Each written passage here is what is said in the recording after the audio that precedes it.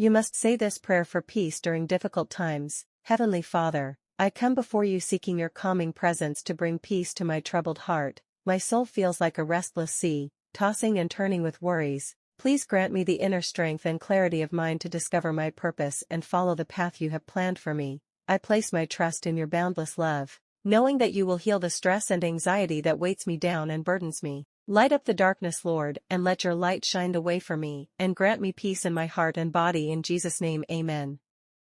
Like, follow and share.